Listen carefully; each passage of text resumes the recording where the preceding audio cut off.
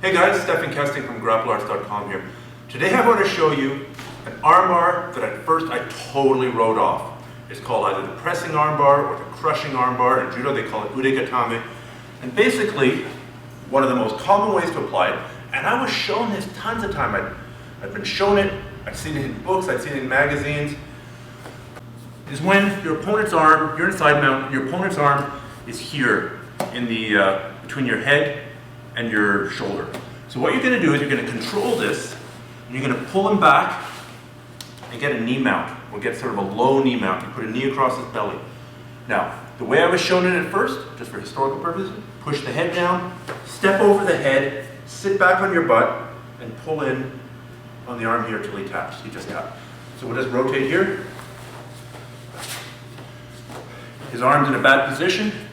His arm's on this side of my head, as opposed to here. So I'm going to trap the arm, come up to a knee mount. Now the nice way to do this, and I'll show you the mean way to do this in a second, is to push the head down, step over, sit back, pinch the knees, so I'm controlling the shoulder, and I'm pinching his wrist with my head. So I'm controlling movement of the shoulder, movement of the head. There's space here, and I pull here. See him tapping? Cool. Now, the first time I was shown that, I was like, yeah, whatever. Who's going to stay there? Who's going to let you do that? I was in a class. I wanted to be polite to the instructor, so I went through it, practiced it a few times. I was like, okay, we'll just totally ignore that technique. And maybe it was because nobody in that class was doing it, the instructor included, incidentally.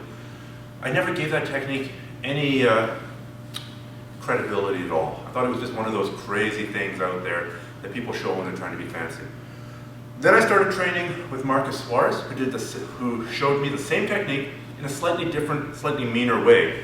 In this version, you control the arm, you go to knee on belly, you push the head away, and you kneel on the face. You're here, and he taps.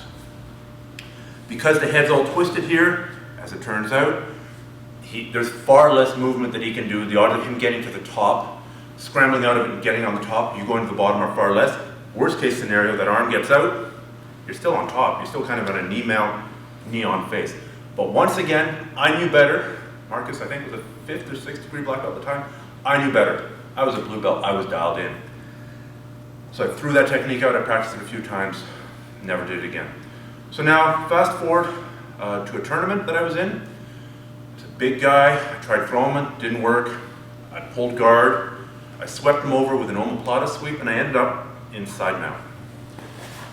I'm here in side mount, and I notice that this guy's arm is in the right place. I'm like, holy crap, maybe I'll try that submission. What do I have to lose? I'm up on points, and it seems like it might even work. So I pulled it, went to knee mount, pushed the face, and next thing you know, he was tapping out. I was like, wow, must have been a fluke.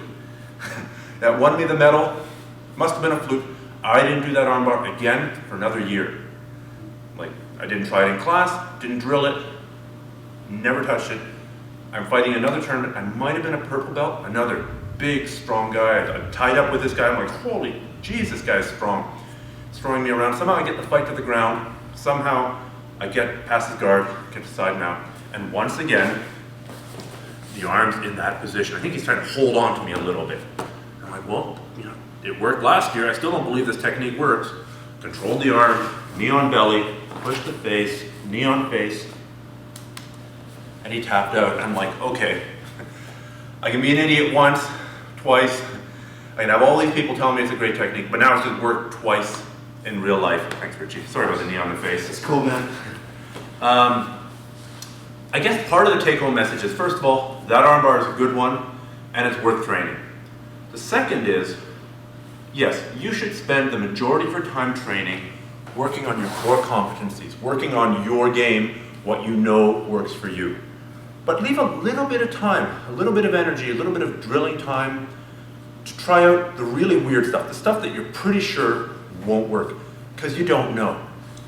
I believe it's Google, the big multi-gazillion-dollar company that allows its employees, most of the time they have to be spending doing the core competencies, which are, obviously search, and Google AdWords and stuff that makes Google money, stuff they know works. This would be, in jiu-jitsu, be your bread and butter game. But they can spend a small percentage of the time working on experimental stuff, and then they can spend an even smaller percentage of the time working on crazy, way out stuff that they have no idea how it's going to make them money. They don't know how that's going to pan out in the future, and my point is, neither do you. If somebody shows you some kind of crazy half butterfly sweep where you spin underneath and catch them in a kimura and use that to force them over and get to the top and then tap them out with some weird choke, yeah, maybe it's one of those techniques that people make up to be impressive. So they just want to show off to a bunch of students. It happens. But it could also be, there's a small chance, that it could be your next bread and butter technique.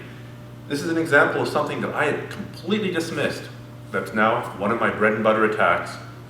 And I can vouch for it in a couple of tournaments, plus a whole bunch of times in class after that, where it's worked for me. So, most of the time, work on the stuff that you know works for you, your core game, but leave a little bit of time for that weird stuff, because you never know when it'll come in and give you a hand.